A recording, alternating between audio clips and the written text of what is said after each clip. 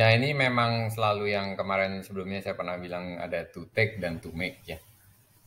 To take itu berarti kita istilahnya kita ngejepret truk, ambil gambar jepret gitu ya. Kalau to make tuh kita merancang sesuatu, misalnya kita taruh taruh bunga di atas meja, setelah itu kita foto gitu ya. Itu namanya to make, atau kita pose orang, orang kita foto. Tapi kita sambil di studio itu berarti kita to make. Tapi kalau to take itu berarti lebih banyak kayak candid lah. Orang istilahnya candid.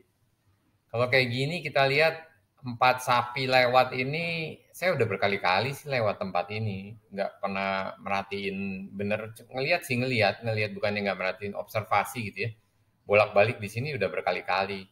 Jadi secara kebetulan, ya namanya juga kebetulan ya, tiba-tiba tuh ada iringan sapi lewat, saya lagi naik sepeda sih, jadi ini daerah perkampungan di Malaysia. Terus dia lihat, ini sapinya juga ada banyak nih, sebelah kanan nih masih ada iring-iringan sapi jalan, nggak tahu ke sebelah kirinya, nggak tahu ke sebelah mana, kemananya saya nggak tahu sih, nggak perhatiin juga nggak kepengen tahu juga. Jadi saya cuma lihat langsung tiba-tiba tuh pas saya jepret pertama, sapinya memang ngadep ke sana semua, dan kebetulan juga memang begitu saya secara lihat ini warnanya beda-beda nih, sapinya kebetulan warnanya beda, saya jepret, jadi semuanya serba kebetulan. Karena di belakangnya mungkin sapinya warnanya coklat juga atau warnanya putih juga, saya nggak ingat juga sih. Tapi di belakangnya masih banyak sapi lagi jalan gitu. Mungkin pas dijepret tiba-tiba sapinya seakan-akan mau selfie gitu ya. Mau selfie jadi jepret, setelah itu dia nengok lagi terus jalan lagi gitu, biasa aja kayak nggak ada, nggak secara kebetulan, jadi seakan-akan dia. Dan kebetulan juga itu pas saya sempat mikir dikomposisikan di garis horizon. Nah, apakah kita selalu mengandalkan suatu kebetulan terus gitu? Kalau motret binatang, memang sih binatang bisa juga ya, sama lah, semua bisa diatur, bahkan bisa diatur, atau bisa seperti kebetulan gini. Kalau misalnya wildlife gitu, nggak semuanya sebetulnya. Dulu ada fotografer namanya Alain Compos, orang Perancis.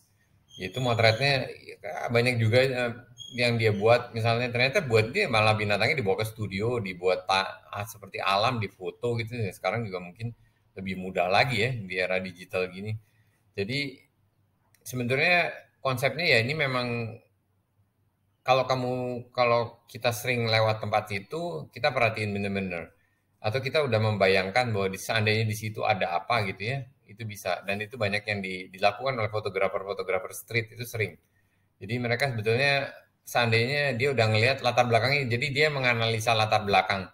Seandainya ini ada orang loncat, seandainya ini ada apa, seandainya ada apa gitu. Nggak selalu semuanya serba kebetulan gitu, karena udah seringnya dia lewat di situ ya bagus. Banyak kan foto-foto yang to take itu ya, yang daerah-daerah yang fotografer-fotografer terkenal street itu, mereka udah berulang kali di daerah itu, berulang-ulang datang ke situ, jadinya bukan, malah jadi tempat terdekat kita lah yang terbaik. Itu bukan yang kita kenal bener gitu ya daerahnya. Jadi karena saya udah bertahun-tahun di situ, jadi saya udah tahu, oh ini udah hafal lah tempatnya di situ. Jadi foto-foto kebetulan gini ya sebetulnya nggak bener-bener kebetulan gitu ya. Tapi karena kita sebenarnya sebelumnya sering lihat kondisi ini dalam kondisi kosong, itu sering kelewat gitu ya, sering lewat gitu.